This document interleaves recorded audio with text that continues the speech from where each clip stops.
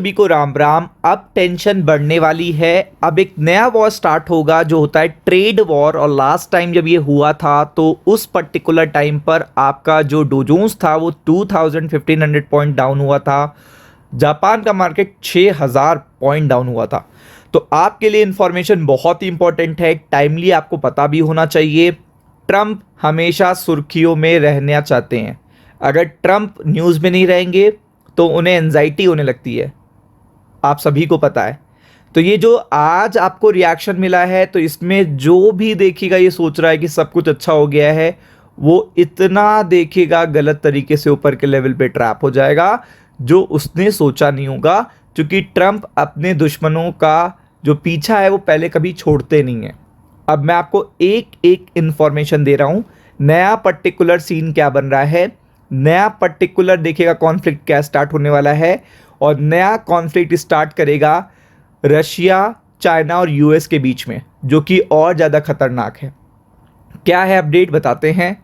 Trump ने देखिएगा ये अपडेट दिया है, ये अपडेट आप पढ़ सकते हो।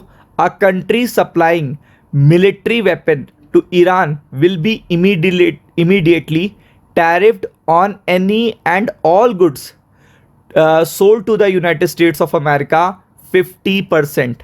यानी कि उन कंट्रियों पे हम तुरंत अभी 50% टैक्स लगाने जा रहे हैं जो ईरान को हथियार सेल करती हैं, military weapon, defence weapon sell करती हैं।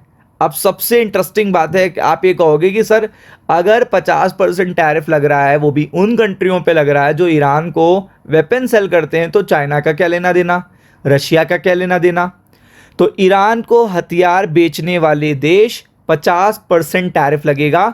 लिस्ट निकाल के जरा आपको देखना आता हूं। और ये चीज़ और प्रॉब्लम क्रिएट कर देगी। मतलब अब तक वॉर तो सीमित था ईरान तक, लेकिन अब उनके बेस्ट फ्रेंड्स उसमें इंक्लूड हो गए।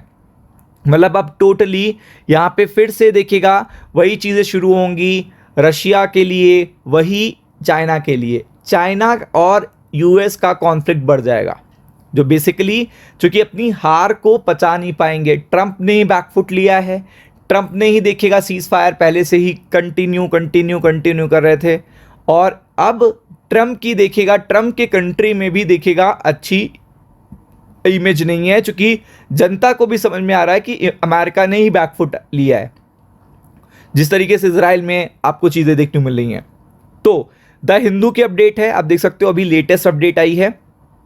और आप यहाँ पे इंटरेस्टिंग फैक्टर देखोगे कि मैं यहाँ पे ये क्यों कह रहा हूँ कि चाइना और रशिया से देखिएगा अब इनका कॉन्फ्लिक्ट स्टार्ट होने वाला है, लेकिन स्पेशली चाइना से, क्योंकि चाइना पलटवार तुरंत करता है। तो अब मैं आपको बताता हूँ कि ईरान को कौन से देश क्या करते हैं, वेपन सेल करते हैं। ये आपको जानना ज़रूरी है। जब आप ये चीज़ जान पाओगे देन आफ्टर दैट ही आप देखिएगा चीज़ों को बेटर सब तरीके से समझ पाओगे। तो आप देख सकते हो US will work closely with Iran, मतलब ईरान के साथ हम काम करेंगे, उनके रिजीम को समझेंगे, चेंज करेंगे, उनके सिनेरियो को चेंज करेंगे। वो ऐसा कह रहे हैं, रिजीम चेंज की तो कोई बात ही नहीं ईरान ने करी है। ईरान ने अपने 10 पॉइंट के प्रपोजल दिए, आप उस पर वर्क करो तो वेल एंड गुड, और नहीं करो तो अपना काम करो, ऐसी बात हुई है।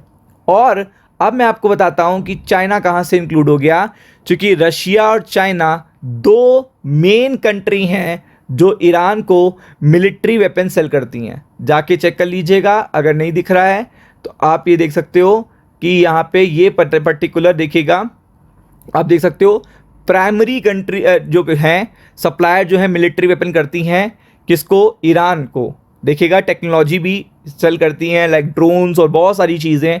आपको पता है चाइनीज़ ड्रोन्स ही यूटिलाइज़ किए गए इस पर्टिकुलर वॉर में। तो रशिया चाइना दो प्राइमरी, मतलब जिससे सबसे ज़्यादा ईरान क्या करता है, वेपन इंपोर्ट करता है, वो हैं चाइना और रशिया। तो बेसिकली अगर आप कहोगे तो अमेरिका यहाँ पे उन कंट्रियों पे, उन सारी कंट्रियों पे नहीं लगा रहा, क्योंकि वो सारी कंट्री है ही नहीं। 90% ऑफ वेपन जो लेता है ईरान वो रशिया और चाइना से लेता है, ये देखिए। तो इन पर लगा रहे हैं, इन दोनों कंट्रियों के पर 50% टैरिफ लगा दिया है। और ये कॉन्फ्लिक्ट की शुरुआत है, क्योंकि चाइना पे 50% टैरिफ अगर लग गया है तो आप समझ लीजिए अभी तक इन दोनों का ट्रेड एग्रीमेंट नहीं हुआ है। और ये चीज़ें बढ़ती हैं तो चाइना तुरंत पलटवार करेगा टैरिफ का, और टैरिफ का पलटवार भी ट्रेड वॉर में बदलेगा। और फिर मार्केट देखिएगा डैश करके नीचे जाएंगे।